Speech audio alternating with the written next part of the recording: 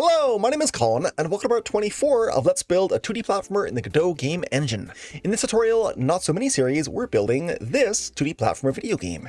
In this game, of course, you control a little player on screen using keys on your keyboard. In this game, of course, you can walk and run and jump and fall. You can explore a large level. You can collect coins. You can jump on and squash enemies. You can get hit by enemies and lose lives. You can climb ladders, shoot fireballs, do wall jumps. You know how a 2D platformer game works. If you have not seen the rest of the videos in this series in which I create this whole game from start to finish, I'll go ahead and put a link to it up on the screen right now. You'll also find a link to go and watch all the videos in this series in the description area below this video here on YouTube, of course. In this video, in part 24, we're going to be adding placeholder blocks into our game level that the player will find in the level and wonder how you enable them to make them into solid blocks that you can then walk and run across and jump from. Well, we're going to be adding a button into our game that when you press the button by jumping on it and pressing down, and by enabling the blocks, of course, you can explore other parts of a level that you possibly couldn't get to without enabling those solid blocks. As always, go ahead and click on that like button below if you end up learning something in this video, and go ahead and click on subscribe and that bell icon in case you want to see more videos like this one on the Godot game engine as well as in Blender. Let's go ahead and jump in.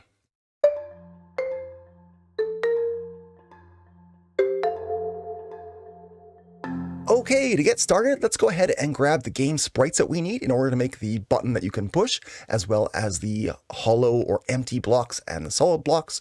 So on my desktop, I have a folder called Platformer 24 Assets, and I'm giving you a link to a zipped version of this folder with all of the game sprites that you'll need to follow along with this video. In fact, I'm giving you all of the different colors of both the hollow or empty blocks, the solid blocks, and the upstate and the downstate of the button, and you can choose which colors that you would like to add into your game. For this video, I'm going to select the empty red block. I'm going to hold Control on my keyboard to select more things in this folder.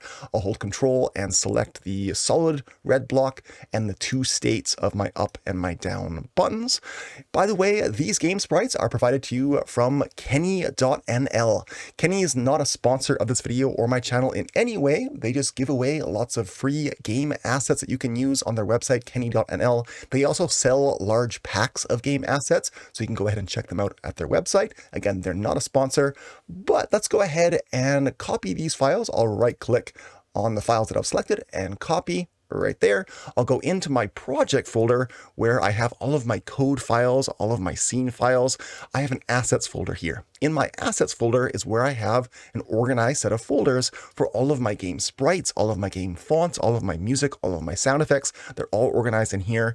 In this folder, I have a folder called Object. And in this object folder is where I put the objects in my game. I've got a couple of different ladder pieces here for my tiles that make the ladders in my game. So I'm going to right click in this folder and paste to put those images that I just copied. So I'm going to go back into Godot. I'll close these folders. By the way, I would recommend that you do not add all of the different colors all at once into your project folder. I find that if you add too many game sprites into your project folder and then you go back to Godot and it has to import them all immediately, if you throw too many files into your project folder, it'll kind of confuse and maybe even crash Godot. Okay, so that's a warning for you. I only copy and pasted 4 just then, and it worked just fine. So in my game level, I'm going to be adding a tile set. If you're not sure what a tile set is, I'll put a link to the video in which we actually drew our game level using blocks using a tile set. So you can go ahead and check out that video right now. In this video, I'm going to be adding a couple of different tile sets for both the empty blocks as well as the solid blocks in the exact same position in our game. So right now, if I select one of my 3 tile sets, I've got 3 tile sets here. I've got a tiles solid tile set or tile map. Pardon me, I confuse the words tile set and tile map. These are tile maps in which you can draw any tile from a tile set that you load into the tile map.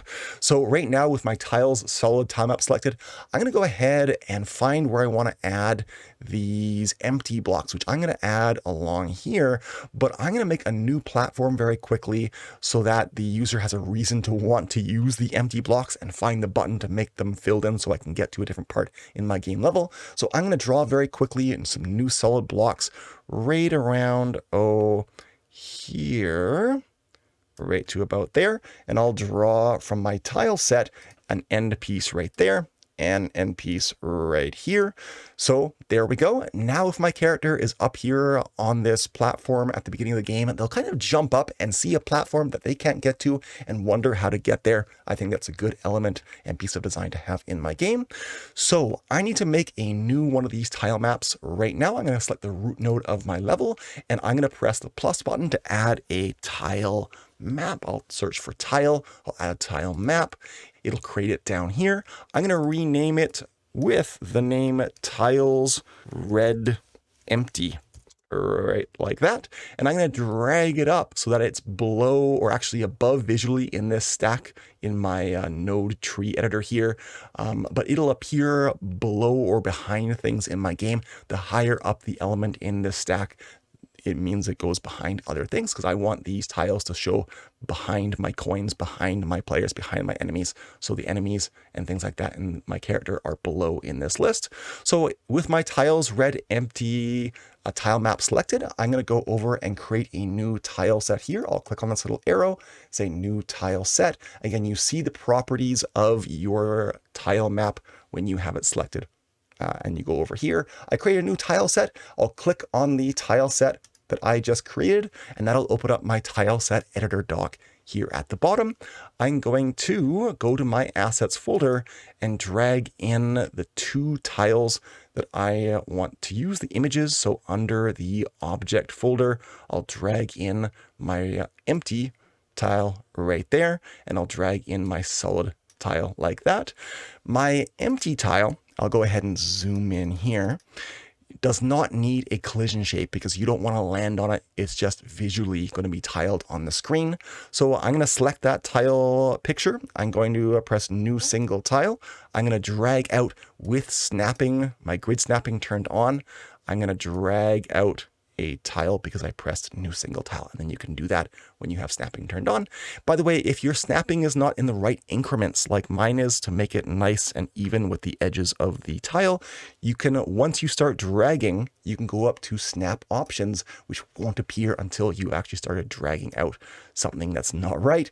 Then you can change your step size. So if I want to change these purple lines, I can change these numbers to like 32 and 32. And then they'll fit my 64 by 64 pixel size tile picture quite nicely. So I'm going to drag a nice little square like that. That tile is done. I'm going to select my block and say new single tile. I'll drag out a tile, but because I want to land on this block, I need to then go, after I've defined the tile size, to collision and make a new collision shape and drag my collision shape out. You have to click on collision and then click on the shape tool and then drag it out in order to make it. I often forget to press this button right before I make my shape. So now we have our tile set made. This is what we just made by making a tile set right here. I can now, with my tile map selected, if I click on it again, I can then draw whichever tile I have selected. I'm going to drag out some tiles by clicking and dragging and painting kind of like that. And if I right click, I can erase. So if I make a mistake, right, I can just right click and erase them, and then left click, normal click, and draw like that. So I think that's a good placement for my empty hollow placeholders for red blocks. So that is my tiles red empty tile map. What I'm going to do now to just save some time is I'm going to duplicate this tiles red empty tile map. So I'll right click on it. I'm going to say duplicate. It'll make a copy. I'm going to rename it by double clicking tiles red solid. And when I do that, because I duplicated the tiles red empty tile map, we have the same tile set loaded in it over here. By the way, it's not a bad idea to save your tile set as a Godot resource in case you want to reuse a tile set in a different tile map without duplicating it. You can go to your tile set, click on the little arrow next to it and say save, and then you can save your tile set as a TRES, a Godot resource file. I'm going to call this red blocks tile set, and I'll press save. So in case I wanted to make a new tile set with these tiles, I could now, and they're a bit more saved now than they were before. So I have my tiles red solid tile map. What I want to do is replace these tiles with the solid ones. So I'm going to right click and erase these tiles. It doesn't look like they're erasing because I still have my other tile map visible. I might hide it so we can just see the one that we're working on. And then I will draw out my solid tiles right there. Are they in the exact same spots? Well, I can hide this one and show this one. So it goes to right about there. I'll just show that one and hide that one. Yeah, we've done the exact same positions, which is what I want. Just a note that when we have game elements that you're going to be interacting with, your player is going to be jumping on the platforms and interacting with these things in the game level. We want to make sure that we set up our collision layers. If you're not sure what collision layers are, I'll put a link to that video in this series up on the screen right now. But what I should do here is select each element or each node in my scene tree. I'll select my tiles red empty, go over to the inspector, to the collision section, and make sure my collision layers and masks are set up properly. In this case, my tiles red empty don't interact with anything in my game. In other words, well, the empty ones. So I'm going to turn off my layers entirely. So no layers, either layers or masks are active. That means that nothing will touch them at all. They'll just be visual. And with my tiles red solid tile map selected, I want to make sure that these blocks, the solid ones, do interact with things and can only collide with the right kinds of objects in my game. So with that tile map selected, I'll go to my collision section. I have my collision layers and my collision masks. Layers organize the objects in your game. So if I click on the little ellipses button right here next to layers, you can see that in previous videos in this series, I've named different layers to categorize objects in my game. I have a player layer, a platform layer, a fall zone layer, etc. I want to make sure my tiles or my tile map is on the platform layer and not the player layer. So when I do that, it'll highlight layer 2 right here and nothing else. And I want to make sure that my tiles know to interact or know to be collidable with other objects in my game in other categories. However, because those other objects like my player and the fireballs and the enemies in my game, they will also have collision layers and masks set up, I actually think that I do not need any mask enabled because these tiles will not themselves have any coding to need to be able to recognize anything else in my game. So I'm going to leave the masks totally empty. Okay, so now at the beginning of my game, I actually want to make these tiles, the solid ones, invisible, and I want to make the empty ones, the hollow ones, the placeholders, visible. And I want to make sure that my tiles red solid, the solid ones, actually don't have any layer turned on. I wanted to show you this, layer 2 being on, because we're going to have to programmatically turn on this collision layer in order to make, well, our player be able to touch the red solid tiles that appear. But at the beginning of the game, the solid tiles will be invisible and the layer needs to be turned off so nothing can find them, nothing can collide with them in the game. Programmatically, we're going to be accessing the tiles red solid. It's called the visible property on and off. We'll be accessing that with code, as well as this collision layer 2 will be turning it on. So you could actually land on those platforms. Okay, so at the beginning of the game, the visible property is off and all the layers and masks are off as well. And for the empty ones, it's on. In other words, the visible property is on right there. We need a button in our game in order to press. Now you should know in your Godot journey by this point that you make objects in Godot in separate scenes. Our game character is actually a separate scene. Our enemies are separate scenes and our coins are separate scenes, and they have been instanced. They are instances of my player, my enemies, and my coins in this game level. But to make a new object, you make a new scene. I'm going to go ahead and press this plus up here to make a new empty scene for our game button. The root node of this scene, if I go up to this scene plus button, is going to be a static physics body object. So I'll search for static, and it's called a static body 2D object. Don't use the red one, that's for 3D, okay? So static body 2D is gonna be the first node that we add the root node into this scene because the button is not gonna move or fall with gravity at all. I'm gonna name this root node button red.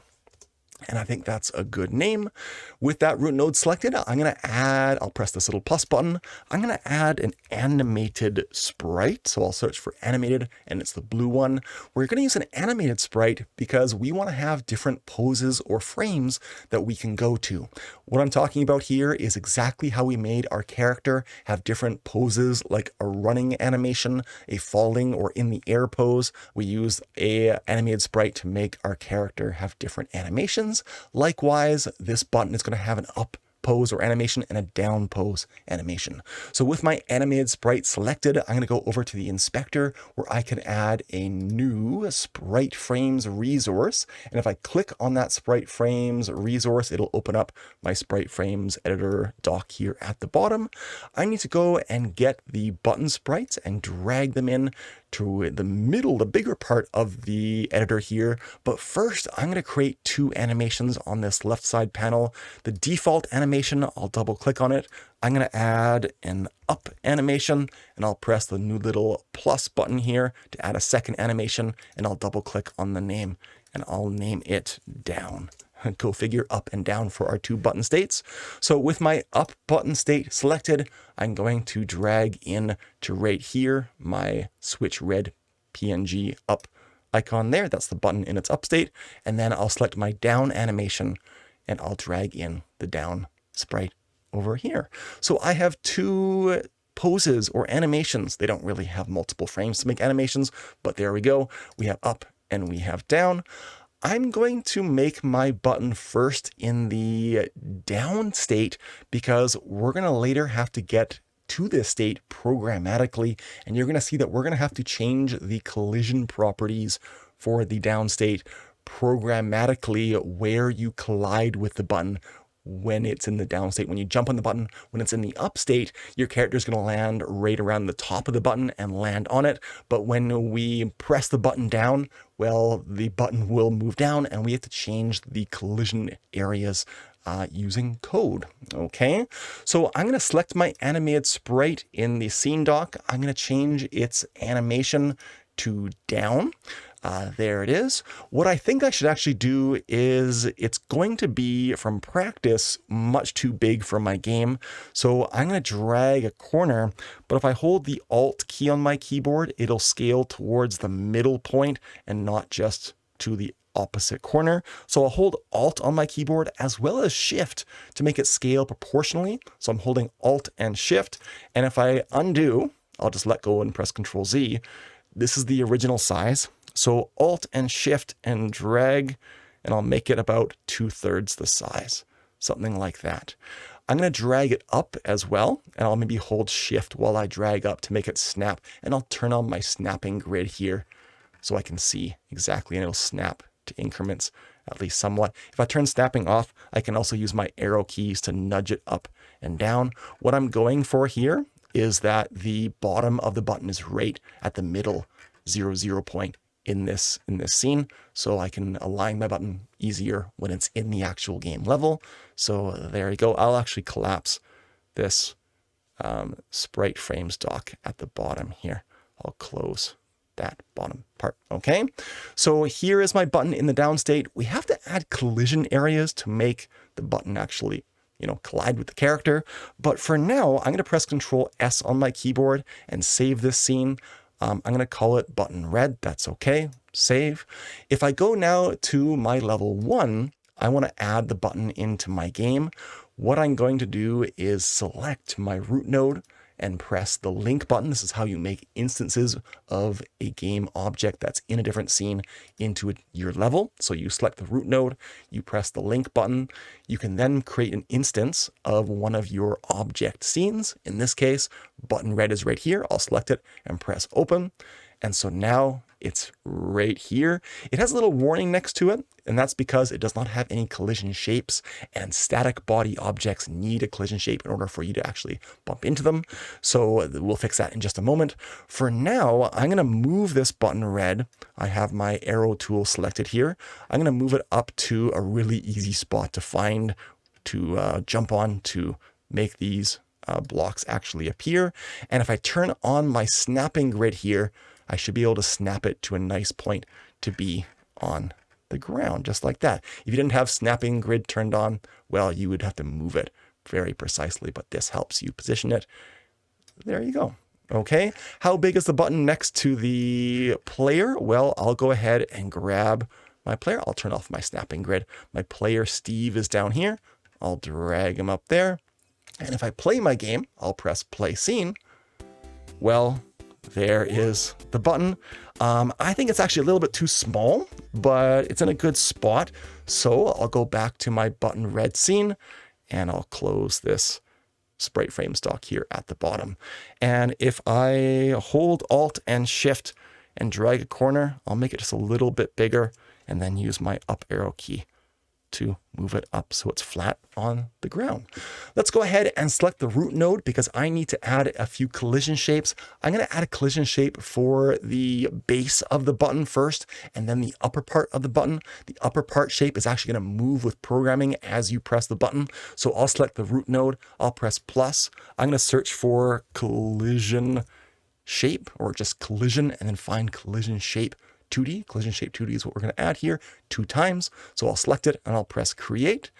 The collision shape 2D is right here. It's giving us an error because we have to tell it what shape to use. Over here in the inspector with the collision shape selected, we have to give it an actual shape. So I'll click in this area and say, you could use a rectangle, but I'm going to use a capsule shape. That is a pill shape. It has rounded corners, but flat sides, at least on the top or left and right. And we can rotate it to be the flat sides on the top and bottom. That's exactly what I'm going to do because I want there to be a rounded corner on the left and right. So I'll use my rotate tool. I'll rotate and hold shift, I think, or control. Yeah, control to make it snap to increments. There we go. It's rotated 90 degrees. I could also go to transform and rotate and just type in 90 right there if I wanted to. I'm going to use my arrow tool again and make this wider and maybe even a little bit shorter so the radius, the size of the rounded corner becomes less, and I can move it straight up. I can hold shift to help me with that, and I'll put it right about there. I'll make it a little bit longer like that. I'm not worried about this collision shape going right to the bottom of the button because nothing in the game is going to get under in that little tiny gap there. Your player is much taller than this, so it'll bump into this shape and there won't be a problem. Okay, I could make this taller. I could make this shorter. I could move it down, but then that rounded corner becomes quite large and your player might slip off of it too easily. So I prefer to make it shorter, up and down, and longer. Like that. And I think that's a good happy median, and I'll move it up like that. Okay, maybe I'll hold shift while I move it up so it doesn't go side to side at all. So this is my collision shape, and I'll call it collision shape base for the bottom of the button. It's going to be in that position and that size the entire time. However, I'm going to select my root node. I'm going to press plus. I'm going to add another collision shape, not polygon shape, 2D. I'll double click. This one is going to be my collision shape, and I'll replace the word 2D with top. There we go. I'll make this a little bit wider so we can see that whole name. And I'm going to add another capsule shape to it. So over here, shape empty, I'll select capsule shape. I'm going to do the same thing up here. I'll move it straight up. I'll hold the shift key to make it go up and down. I'll use my rotate tool and rotate while holding control to make it snap to 15-degree increments. I think that is like that.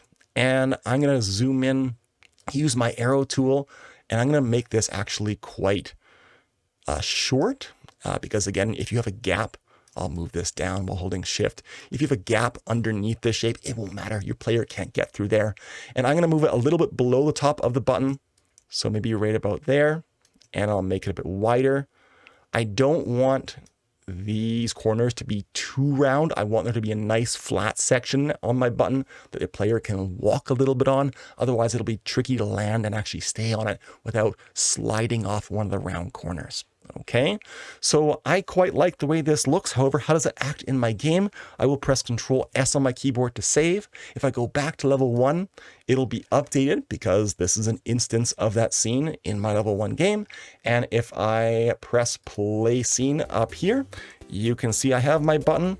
It's about the right size and I can land on it and I can kind of slide off the edges like that. So I think it looks quite good and it works pretty good as well.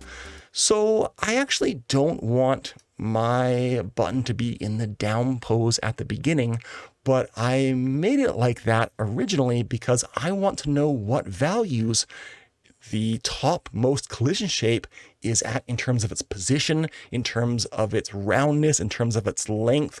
Those things I want to know so I can program them later. So what I'm going to do is go back to my button red scene. I'm going to select the root node of my scene, which will need some code. So I'll select that root node and press the add script button right there.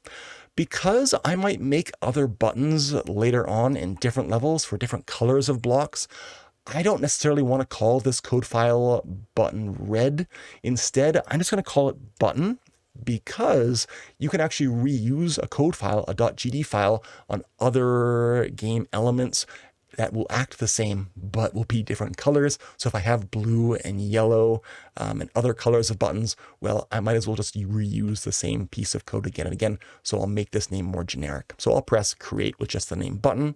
What I need to do now is write down, just for my own sake, a few notes about, if I go back to my 2D view here, and I select, let's say, the collision shape top, I want to write down in my code a few comments about the positioning and sizing of this top piece, because if I go to my animated sprite, I'm going to change its animation frame from down to up, and I'm about to, I'll close this dock at the bottom. I'm about to move this collision shape up and make it bigger and appropriately sized and positioned, but I want to remember exactly how this is. So if I select my collision shape top and go to its properties, especially its transform properties, as well as the properties of this capsule shape, it has a radius and a height. I'm going to write these three numbers down. Roughly 25.6 or negative 25.6 for the position Y, which is where this is right now. So in my code, I'm going to write a pound sign or a hashtag, and I'm going to say position Y is going to equal, this is just a note for myself for later when I'm programming this. That's why it has a hashtag or a pound sign, because that's a comment in GD script. And I'm going to say it is negative 25.6. Is that what it was? If I go back to collision shape top, negative 25.6. Close enough. I also want to record these two numbers here. So the radius, I'll go to the next line. I'll put a pound or hashtag, and it is the radius that I want to record is going to equal 3.26. And last but not least, the height is equal to 31.38 or 31.4. Close enough for me. Now that we have these written down, now I can go to my 2D workspace or 2D view and move this collision shape up and change these numbers. I'll hold shift. Actually, I'll undo that and hold shift as I'm dragging it up to make it centered. Up here, I'm going to make the length a bit wider, or the height a bit longer, and the radius a bit larger. So I think something around like this is pretty good. Again, the gap doesn't matter under the shape because your character can't get under there. Okay, so I kind of like that. I'm going to test that out. I'll press Control S. I'll go back to my level 1. And I will press play scene up here. If I now jump on the button, is it hard for me to land on it? No, it's pretty good. I'm noticing that my character is behind it, which is what I do not want. So I forgot to move the button. I'll go to my scene dock here. I forgot to move it up to before my character so that my character appears or is drawn after it. So the button should appear underneath it or be before it in the list. So I'll just put it right below my tile maps right there. So now if I press play scene and I jump on it, well, my character is in front of it and that looks pretty good. I'm happy with that. You could tweak that to how you want it to be. Okay, so we have our button, except, well, it doesn't have the right collision layers and collision masks. So I'll go to the original button red scene. I'm going to select the root node of this scene. I'm going to go to my collision properties section. It is not going to be, my button is not going to be on layer 1. So I'll go to my little ellipses button. I'm going to turn off that layer 1, which is the player layer. I want this button to be an object. So I'm going to turn on, well, the item layer. I didn't call it object, I called it item. And what kind of objects should this button be able to interact with? That's what my collision masks are for. So the button is on layer 4, but the button should interact with players, which is correct. So layer 1 is right. The button should know about other objects that are just players in the game. The button should not be able to interact with enemies or fireballs, just players, and be on the item or objects layer. What we need to do though is we need to give this button a way of detecting if the player is on top of the button, because when the player is on the button and you press down, the button should go down, and therefore that triggers the blocks turning from the empty placeholders into the solid blocks. In order to know if the player is over the button and if they're pressing down, we're going to make a little area up here called a TopChecker. You might recall earlier in the series that I made some ladders in my game level, and at the top of those game ladders, where is one right here? There is my ladder. At the top of the ladder, I have a little trap door in which, or over which, I have a little area 2D that if the player is standing on top of the ladder, on top of this platform, and they're touching this area, which is invisible, and they press down, well, the little trap door will flip 180 degrees, which means the player can fall through it. And because the player would have already been pressing down on their keyboard when they're doing that, they automatically start climbing down the ladder. For our button, we need to make an identical one of these TopChecker areas that's invisible. So I'm going to go back to my button in the game right there, just so I can see it. I'll go back to my button scene right here. With my root node selected, I'm going to press the plus button up here to add a new area 2D node. The blue area 2D is what we need to use. So I'll select it and press create.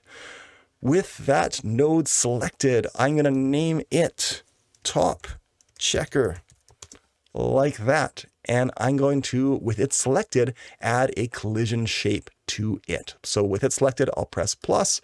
I'll add a collision shape 2D. I've got all my recently used nodes right here. So I'll double click on collision shape 2D. And with that selected, I can go over to shape, and I'm going to say new rectangle shape, like that. I can move just the shape up. I'll hold shift to do that, so it goes straight up. And I'll put my collision shape, right about, and I'll hold Alt to scale to the middle, right about, just like that. This TopChecker is an area 2D, and so it needs its own collision layers and its own collision masks. What I'm going to do here is, with it selected, the actual area 2D, is go to its collision, which is the defaults right now, and I'm going to put it on no layer at all, because nothing else needs to be able to know about it. However, it needs to know, this area needs to know about players. It needs to be able to detect if players are in its zone or in its collision shape. So I'll leave the mask 1 on. So now we have a TopChecker. We have a button. The button has some code. How do we know if the player is in this area and therefore standing on the button? What I'm going to do here is select my area 2D, my TopChecker, and go to my signals. This is under my node tab here under signals. Signals, if you're not aware, are common ways for objects to respond to common events with those kinds of objects. What you can do with a signal is respond automatically if you hook up a signal to a piece of code called a function. And when that event, that common event happens, well, you can run code on any other object in that scene, or if the object is in a level, you can actually call code on other objects. In this case, our TopChecker has a couple of signals called body entered and body exited. And these two signals respond to a player, in our case, entering or exiting this area. That's how we can keep track of if the player is on the button or not on the button. Before we actually use these two signals though, I'm going to go to my button's code on the root node of the button. And I'm going to, I'll make my docs a little bit narrower at the sides here. I'm going to make a variable called var on button. And I'm going to make it equal to, I'm going to use that colon and the equal sign, and I'm going to say false. Now I use this colon and the equal sign just to make sure that on button is a Boolean variable. A Boolean means true or false. You could just use an equal sign. I have talked about this in previous videos a little bit. If you use an equal sign though, on button remains a weakly typed variable. In GD script, variables can be changed types at any time. You can make a variable a Boolean variable, but later on assign a variable to a number or an integer or a double or a string or any kind of variable type, and you can change them at any time. However, if you use a colon and a equal sign when you first initialize a variable like we have right here, the variable will get the type of data implied from what you assigned it. In this case, a Boolean type at the beginning. And that will optimize your game because later on you can't assign a different type of data to on button. It only knows and can store Boolean data types or Boolean values. Okay, so now this button itself, the root node of the button, has a variable called onButton that can be false or true. What I'm going to do here is if your player, I'll go back to my 2D workspace, if your player enters this area, the TopChecker, we're going to make that variable true. And if they exit it, we're going to make it false. So I'm going to select my TopChecker, my area, and I'm going to enable body entered and body exited on the code on the root of the button. So body entered, I'm going to double click on that. I'm going to select the root node of my scene in order to add a function called on TopChecker body entered. So I select my root node. I'll leave this the default name. I'll press connect. There is that new function. I might zoom out a little bit so we can see that whole line of code there. And I'm also going to select the TopChecker and enable the body exited signal as well. So I'll double click on that one as well and select my root node and leave this the default name, which is on TopChecker body exited this time. So I'll press connect. And now I have these two functions that respond to the character entering and exiting that TopChecker. What I'm going to do here is when the character, your player, enters the TopChecker, I'm going to make that variable, which we named on button. I'm going to make it equal to true, which is a Boolean value, true or false. Likewise, when the TopChecker is exited by the physics body, my player, I'm going to make on button equal to false. By the way, this assignment operator, which gets the implied type that we use initially, we don't need to use it after the first time. So now I'm just using equal signs and not the colon equal sign. Okay, so now we are able to keep track of when the player is over the button. That's great. But now 60 times per second, I need to see if my player is over top of the button. And if they are, and if they're pressing the down key on the keyboard, I want to make my button look like it's pushed down. So I'm going to go back to my button script, and 60 times per second, which means I need to use that function or implement it. It's called function. You've seen this many times before in this series. Function underscore physics process delta. This is the function that automatically runs 60 times per second on pretty much any object that could be in your game.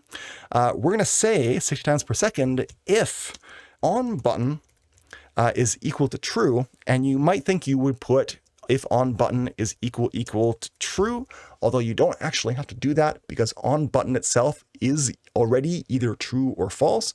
So we can just say if on button. That's a little shortcut for you in programming if you haven't seen that before. and if the player is pressing the down arrow key on their keyboard. Now, earlier in the series, we made some actions that are bound to keys on our keyboard under the project menu and project settings. Under the input map tab, we made actions called, well, if I scroll down to the bottom, down, up, fire, run, jump, left and right. Is that it? Yeah. And all the other ones were default ones that came in our project. We've bound the down action to the down arrow key on our keyboard earlier in this series. So all I have to say here is if input with a capital I dot is action pressed, and I say down, I'll make this a little bit narrower if I can on my screen. Maybe I'll zoom out a little bit so you can see everything on that line. If on button and input is action pressed down, what I can do if those two things are true is I can access other parts of this scene and change them. The first thing I'll do is I'm going to select the animated sprite in this scene, and I'm going to change it to the down animation. To do that, to access other nodes in the scene from the code on my root node, I can use the $ to access the other nodes, and I can say $ animated sprite. This is a list of the other nodes right here in this scene. So I'll say $ animated sprite dot, and then we can use that animated sprite's play function or play method and make it play the down action that we created earlier in this video. So if I press Control S to save, we have something working here. Let's go and see what we have. If you need to pause the video to get this code, please do. Please note that you cannot just type these functions in order for them to work. You actually do need to do or create them from over here. When you select your area, you need to click on these two signals in order to make them so they're linked up properly. They should have these little icons next to them. Okay, if they don't, and you just typed it all, it will not work.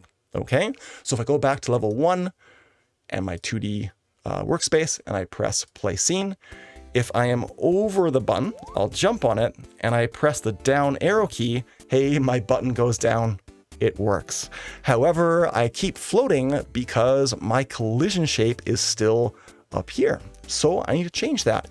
And that's exactly why, if I go back to my button scene, and I'll close my output dock at the bottom, that's exactly why in my buttons code, I'll click on my little code icon there, I wrote these 3 values down. Because right now we've pressed the button down, I want to use these to move that collision shape down and change its size and its length and things like that, its radius and its value. So in my script workspace here, I have said when I'm on the button and I press down, I make the button play its down animation or go to that scene or pose. What I need to do now is say, hey, my collision shape top. So $ collision shape top dot position dot y. That's how you access the up and down position of that object. Is going to be -25.6 equals -25.6. That'll do it. How do I access the shape? In other words, the rounded pill shape of the actual shape that I've made inside of the collision shape? Well, what I can do is I can say $ collision shape top dot shape, because remember that when you have a collision shape, you actually make a shape resource, and we used the capsule shape. That's the word that I was looking for a moment ago. Capsule. We want to edit this. And if you click on it right here, you can see its properties. That's how we wrote it down. So what I'm going to do is actually, that's the TopChecker. We want to edit the collision shape top. This one right here. It has a radius and a height, whereas my rectangle for the TopChecker has just extents. So these values and types of properties are different depending on what shape that you used. That being said, if I go back to my button script and I say collision shape top dot shape, I want to access its radius. So I can say shape dot radius, and it won't hint me. It won't give me a code hint here for radius because not all shapes have radii. I think that's the plural. So I have to type it all myself, dot radius, and I'm going to say equals 3.26. That's what I wrote up right here. Last but not least, I'm going to be lazy and copy and paste that line of code. Control C, I'll go to the next line, Control V, and I'm going to say the dot height is going to equal 31.4. That should pretty much do it.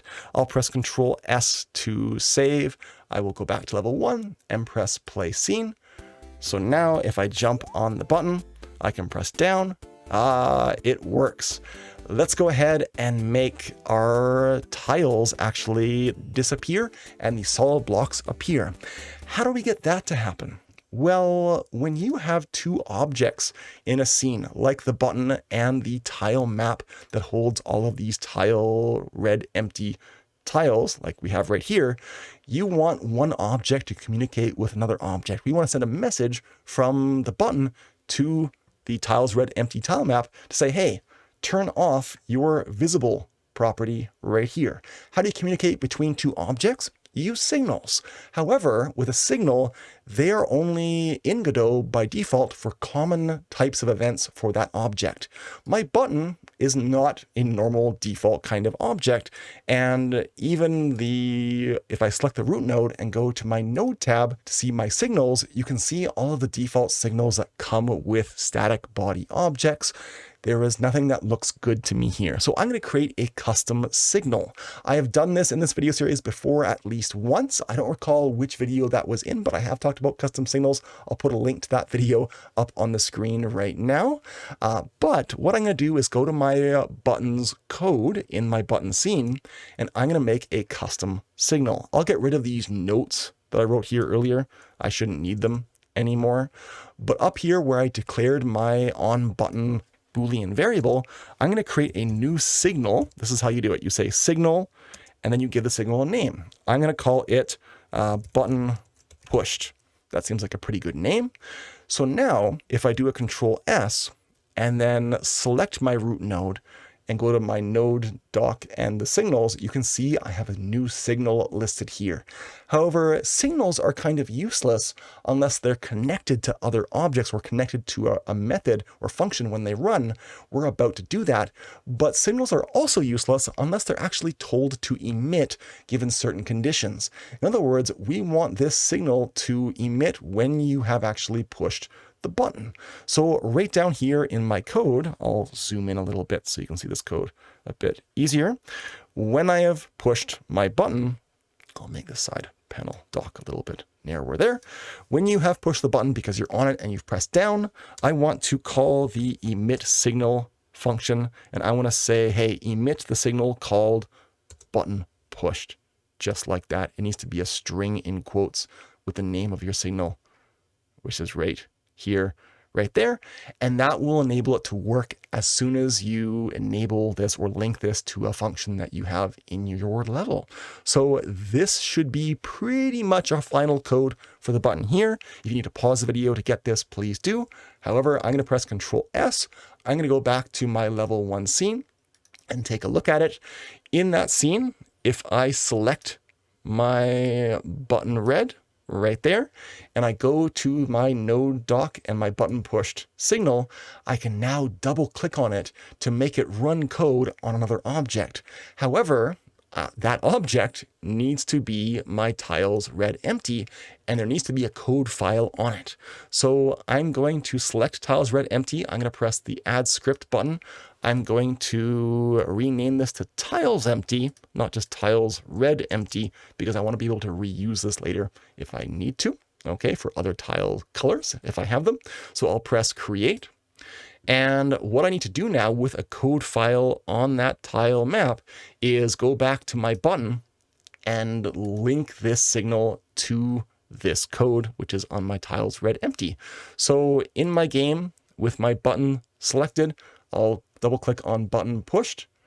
I'm going to select tiles red empty, and it's going to make a function on that code on tiles red empty called on button red button pushed. That sounds like a good name, sort of. I'll press connect. I've got this function now. It has that little icon, which means it's hooked up properly.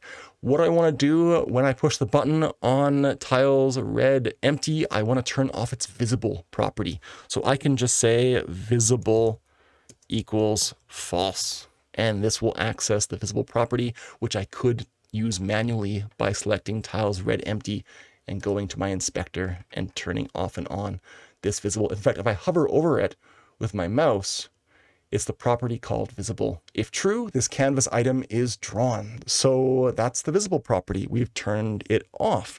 Let's go and see if this works. If I press Control S to save and I go to my level 1 scene and I press play scene, and if I go ahead and jump on my button and press down, my button pushes down, and hey, the placeholder empty red tiles disappeared.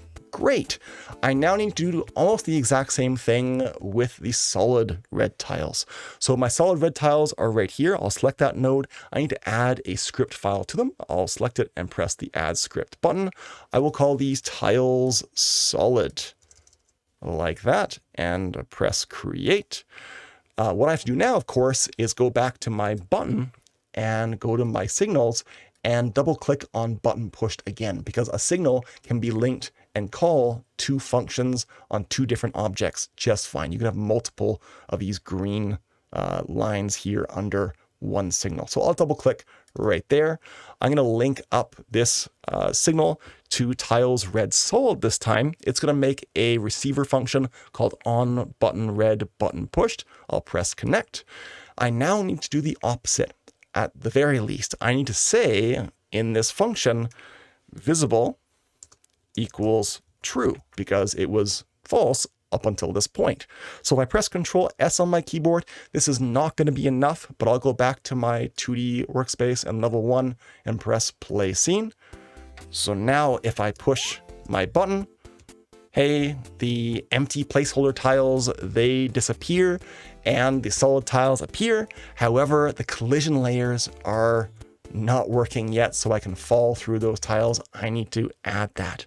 So if you recall my tiles red solid, if I go to the inspector of them and I go down to my collision layers right here under the collision section, I need to turn on this platform layer 2. However, this layer 2 is actually the layer with a bit value of 1. You can see that right there when I hover over it. So layer 1 has a bit value of 0. Layer 2 has a bit value of 1. And this is a little bit confusing because computers start counting always with 0. So because we humans start counting from 1 and go up, the numbers don't quite match up here. Bit 0, bit 1. Right here on layer 2. We have to recall that in just a second from now. So let's go ahead now back to our tiles red solid code, where all we've done so far, when that signal is received by it, when our button is pushed, we've made it visible, but we also have to call a method called set underscore collision layer bit. So I'm going to call that one. I'll press enter, because it gave me a code hint right there. We have to give this function set collision layer bit 2 parameters, 2 values in these round brackets. I have to give it the layer number, which in this case is going to be 1 for layer 2, and we have to say what to assign to that bit. Well, these are all Boolean values. When you turn off and on a layer, that's true or false. True for on, false for off. I'm going to turn layer 1, which is really layer 2, to true, to be on. And that should pretty much do it. If I press Control S to save and I go back to my level 1 scene and I'll go and see my scene right there, I'll press play scene. Now, if I press the button, in fact, I still fall through it when the tiles are empty. However, if I play my game again, I just wanted to make sure I could in fact fall through them. Now that I push my button and the tiles have appeared, now I can walk across them and jump onto the platform that I couldn't get to before. Just 1 or 2 quick more things. If I want my button to make a sound when I push it down, and yes, I want it to play a sound, what I can do is I can go to my button red scene. If I select my root node, I'm going to add to this scene a new node. I'll press plus with my root node selected. I'm going to add an audio stream player node right there. I'll just search for it though. Audio stream player. Make sure you select the non-2D or 3D one, just the normal one here, and I'll select it and press create. What I'm going to do here is get my sound file, which I'll also include in the tile zip file that I gave you at the beginning of this video, which is down in the description area below this video here on YouTube. The sound for clicking a button down. I have it already in my sounds folder. You might have gotten it already from a previous video in this series in which we talked about sound effects. I'll put a link to that video up on the screen right now.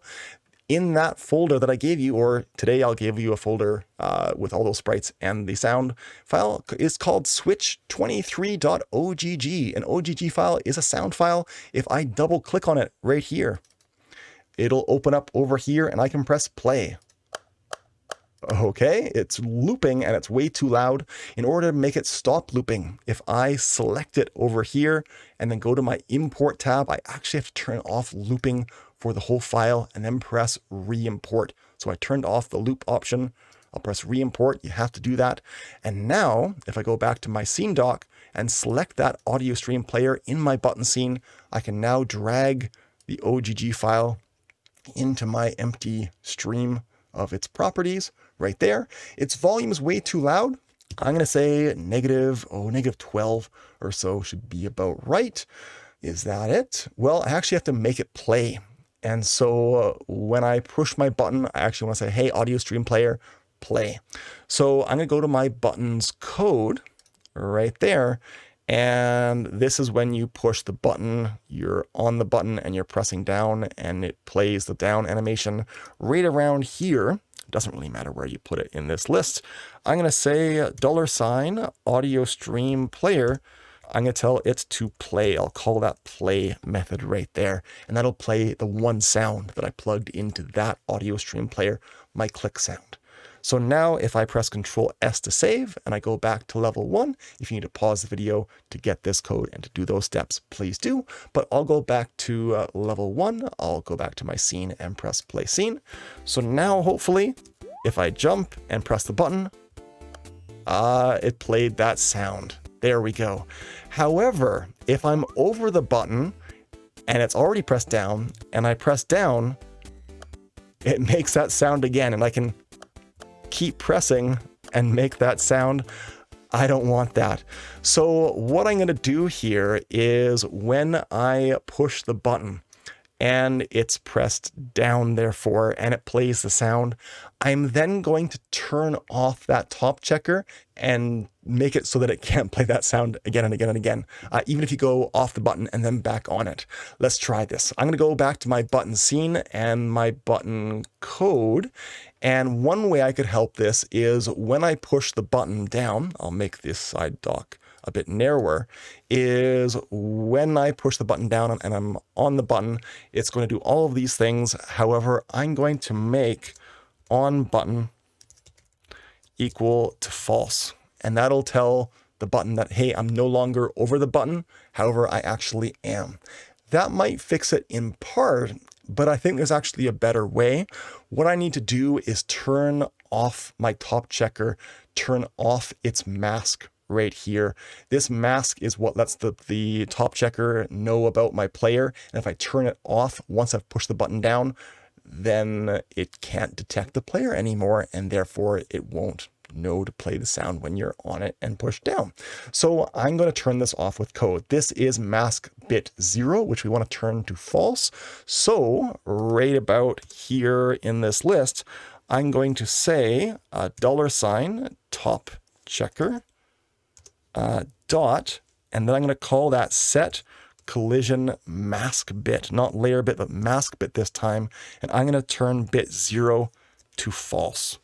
Okay, so now it should work. Do I need both of these two lines? I'm not exactly sure. I'll leave them both. You might not need on button. You can test that for yourself. I'll press Control S on my keyboard. If you need to pause the video, please do. But I'm going to go back to level 1. I'm going to press play scene. And now if I push the button, it makes a sound. If I keep pushing the down key on my keyboard, it's not letting me make that sound anymore. If I go off the button and then back onto the button, can I make the sound anymore? No, I can't. that code works.